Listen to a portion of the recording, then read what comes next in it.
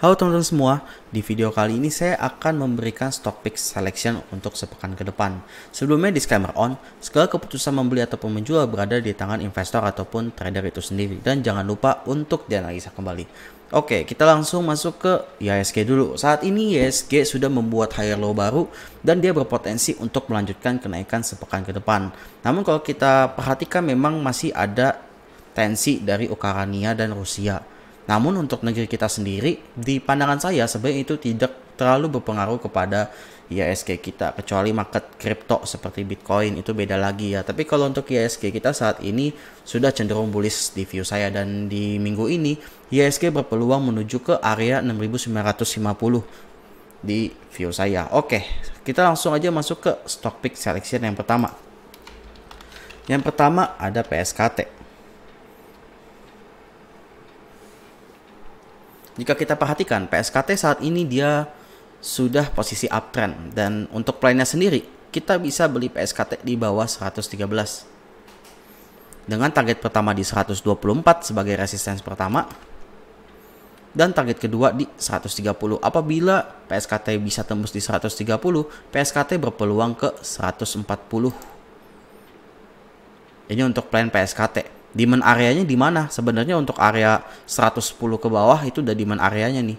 Jadi kalau memang besok dikasih koreksi, itu bisa pantau di 110 ke bawah, itu cukup menarik di view saya. PSKT 110 ke bawah itu cukup menarik. Dan batasi resiko di 105 aja kita. Meskipun memang support kuatnya berada di sekitar area 100.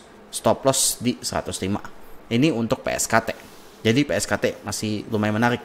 Secara bandarmologi juga sebenarnya ini hal yang wajar ya. Kalau ada aksi taking profit seperti RF dan EP. Tapi kita lihat juga kemarin YP juga masuk cukup banyak dan AZ untuk PSKT. Dan selanjutnya yang kedua ada Kapik.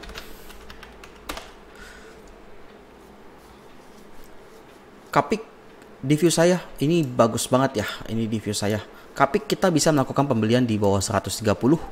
Dan selama Kapik mungkin besok retest koreksi, wajar selama dia bisa closing masih di atas 120, di view saya masih menarik. Batasi resikonya kalau dia udah jebol 120, closing di 120. Dan kita lihat volumenya juga selama koreksi tipis ya. Tapi selama dia hijau, volumenya tinggi banget. Ini which is good. Dan target pertamanya di resistance sebelumnya yang masih belum bisa ditembus di 140 resistance.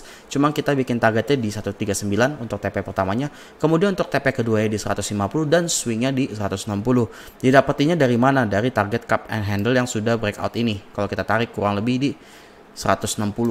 Memang sih bisa di 165 kalau dari panahnya. Cuma saya ngambil di bawahnya sedikit di 160. Jadi di area situ udah bisa dipantau. Apabila dia nggak kuat bisa taking profit di sana. Dan kalau kita perhatikan memang secara broker summary si YU ini jualannya besar. Nah biasanya untuk retail pemula yang baru belajar broker summary pasti mereka udah panik. Waduh YU jualan nih, besok turun nih gitu. Sebenarnya kalau di view saya sebenarnya dari kapan tahu dia udah jualan terus selama si Kapik naik ya. Dan itu hal yang wajar sih. Bisa aja mungkin dia tukar ke sekuritas lain, dipecah-pecah, itu juga bisa gitu. Jadi jangan terpatok mentang-mentang YU jualan terus besok takut. Di view saya sih sebenarnya untuk Kapik udah oke banget gitu. Karena dari grafik juga udah oke dari teknikal. Dan untuk broker summary kelemahannya juga kita nggak tahu dari sekuritas A ke B itu dia ada oper barang nggak, kita juga nggak tahu. Itu salah satu kelemahannya. Misalnya dia pindah dari sekuritas EP ke YU ditransfer, kita juga nggak tahu karena itu juga bisa untuk di bursa kita ya. Dan selanjutnya yang ketiga itu ada saham BBHI. BBHI itu mengalami kenaikan cukup signifikan. Di view saya ini juga udah menarik ya. Di sini kalau kita lihat YPBK masuk, AK keluar. Ini juga saya agak curiga nih, BK sama AK nih bisa aja nih tukar-tukaran barang ya. Broker asing itu juga bisa terjadi, dari average-nya juga mirip-mirip. Itu juga bisa terjadi ya.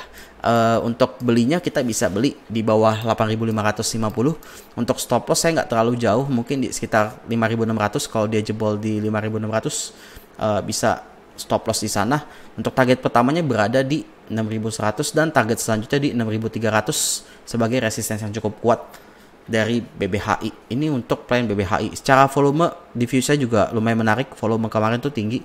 Kalau kita lihat di time frame 1 jam juga lumayan cakep juga. 1 jam terakhir dia terbang tinggi ya. Dan kalau kita perhatikan untuk MA-nya, MA5 dan MA20 juga sudah golden cross. Jadi dia mantul. Ini lumayan menarik di view saya. Ini untuk plan BBHI. Dan berikutnya kita bisa lirik ke saham ASRI. Kalau kita perhatikan, saham ASRI dia juga sudah berhasil break dari downtrend channelnya. Dan kalau kita perhatikan lagi, di sini ada pattern cup and handle yang sudah break ya di sini. Targetnya di mana? Kita tarik ke resistance yang di atas ini. Dia kena di 179 resistensinya ya. Untuk plannya sendiri ASRI kita bisa beli di bawah 165 di sini. Dengan target pertama di 170, target kedua di 173 dan target swing di 178. Karena di sini memang resisten cukup kuat, jadi saya ambilnya di bawahnya sedikit, 178 itu udah bisa dipantau.